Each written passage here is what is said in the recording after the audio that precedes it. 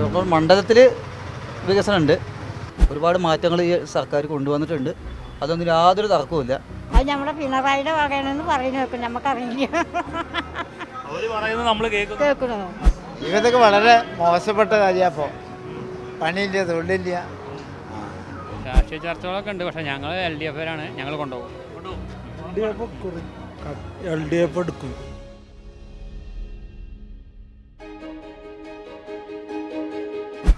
നമസ്കാരം. മറുനാട് election survey Shoranur നിയോജക മണ്ഡലത്തിലാണ്. എന്താണ് ഇവിടുത്തെ വോട്ടർമാർക്ക് പറയാനുള്ളത്?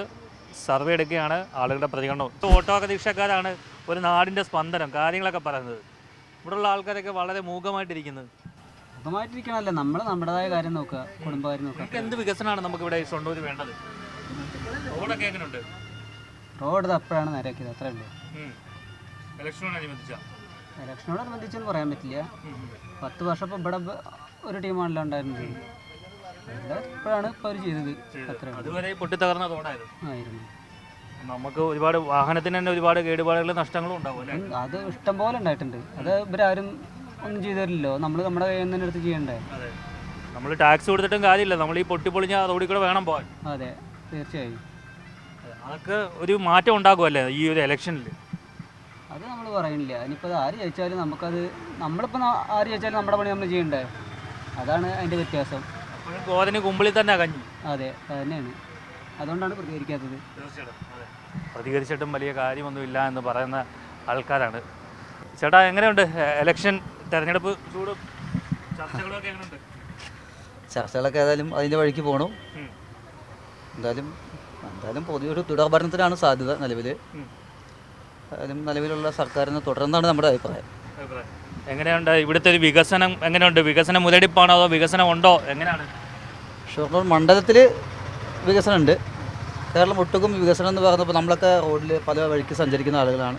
ഇപ്പോൾ റോഡിലായാലും മറ്റുള്ള പല കാര്യത്തിലായാലും ഒരുപാട് മാറ്റങ്ങൾ ഈ സർക്കാർ കൊണ്ടുവന്നിട്ടുണ്ട്. അതൊന്നും യാതൊരു തർക്കവുമില്ല. പിന്നെ ഇവിടെ എന്താ വെച്ചാൽ റെയിൽവേ കേന്ദ്രീകരിച്ചിട്ടുള്ളൊരു വികസനം മാത്രമാണ് ഇവിടെ സാധ്യമാവുള്ളൂ ഈ ഷൊർണൂരിൻ്റെ ഈ ഒരു ലക്കാര്യത്തിൽ. കാരണം എന്താ വെച്ചാൽ റെയിൽവേ ആണ്, മറ്റേ സ്ഥലപരിമിതിയുണ്ട്. അപ്പോൾ ആ ഒരു കാര്യത്തിലാണ് നമുക്ക് വലിയൊരു അഭിപ്രായ വ്യത്യാസമുള്ളത്. പക്ഷേ ഇപ്പം കേന്ദ്രം നന്നായിട്ട് ഫണ്ട് കൊടുത്ത് റെയിൽവേ ഇതാക്കിയില്ലേ? അല്ല, റെയിൽവേ നന്നാക്കിയത് കാരണം കൊണ്ട് റെയിൽവേയുടെ വികസനം അല്ല, സ്ഥലം വികസിക്കുന്നില്ലല്ലോ. സ്ഥലപരിമിതിയാണ് ഷൊർണൂർ നേരിടുന്ന ഏറ്റവും വലിയൊരു പ്രതിസന്ധി. റോഡ് വികസിപ്പിക്കാൻ പറ്റുന്നില്ല.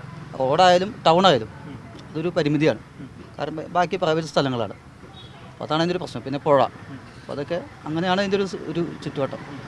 അപ്പോൾ അതുകൊണ്ട് ഈ ഷൊർണൂർ ഈ ഒരു ലക്കാലത്തിൽ അതിൻ്റെ ഒരു പ്രശ്നമുണ്ട്. എന്നാൽ ബാക്കി മണ്ഡലങ്ങളിൽ നല്ല വികസനം നടത്തിയിട്ടുണ്ട്. സർക്കാരിൻ്റെ സഹായം എന്തെങ്കിലും കിട്ടാറുണ്ടോ? സർക്കാർ എന്താ മാർക്കിസ്റ്റിൻ്റെ കിട്ടാറുണ്ട്. എന്താ കിട്ടുന്നത്?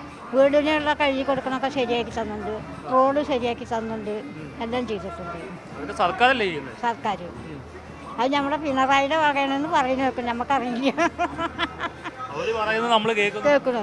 നമ്മൾ അവരെന്താ പറയണത് അതനുസരിച്ച് ഞങ്ങളുടെ മതിൽ നേരാക്കി തന്നുണ്ട്, എല്ലാം ചെയ്തിട്ടുണ്ട്. സന്തോഷമാണ്.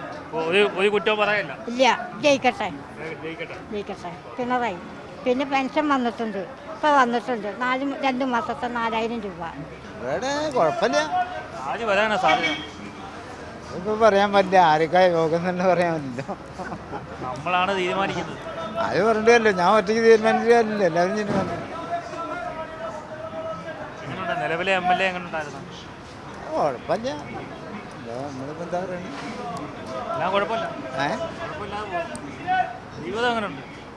ജീവിതമൊക്കെ വളരെ മോശപ്പെട്ട കാര്യപ്പോൾ പണിയില്ല, തൊഴിലില്ല. ഒക്കെ ഇന്ത്യക്കാരല്ലേ, ഇന്ത്യക്കാർക്കാണ് ഇപ്പോൾ മുൻഗണന. ഇപ്പോൾ അതിഥി എന്നാണ് സർക്കാർ വിളിക്കുന്നത്.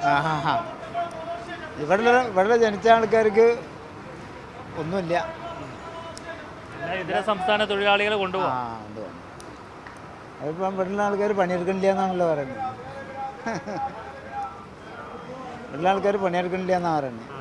അവരൊന്നിറങ്ങുമ്പോൾ വേണ്ടി വരും. ചെർപ്പളശ്ശേരി പ്രൈവറ്റ് ബസ് സ്റ്റാൻഡിലാണ് നിൽക്കുന്നത്. എങ്ങനെയുണ്ട് ഇവിടുത്തെ ഇലക്ഷൻ ചൂടൊക്കെ? സൂപ്പറാണ്, ഒന്നും പറയാനില്ല. ആര് കൊണ്ടുപോകാനാ സാധ്യത? അങ്ങനെയൊന്നും പറയാൻ പറ്റില്ല ഇപ്പോഴത്തെ കാലത്ത്. ബസ്സിൽ ഈ രാഷ്ട്രീയ ചർച്ചകളൊക്കെ ഉണ്ടോ? രാഷ്ട്രീയ ചർച്ചകളൊക്കെ ഉണ്ട്, പക്ഷേ ഞങ്ങൾ LDF ഞങ്ങൾ കൊണ്ടുപോകും. LDF എടുക്കും. ഉറപ്പുണ്ടാക്കും ഞങ്ങൾ നല്ല അമ്മിക്കുട്ടി കൊടുക്കും. അപ്പോൾ ഞങ്ങൾക്ക് കൊണ്ടുപോകണമെന്ന് വിചാരിച്ചാൽ ഞങ്ങൾ ശ്രമിക്കുന്നത്. ശ്രമിക്കുന്നുണ്ട്. അപ്പം ഈ ഷൊണ്ണൂർ അങ്ങനെ വീണ്ടും ഇടത് അമ്മിക്കുട്ടി തന്നെ കൊണ്ടുപോകും ഷൊർണൂർ. ആ ആ അമ്മിക്കുട്ടി എടുക്കും കുറേ. അങ്ങനെയാണോ? എന്താണ് നിങ്ങളുടെ അഭിപ്രായം? നമുക്കൊരഭിപ്രായമില്ല. അഭിപ്രായമില്ല.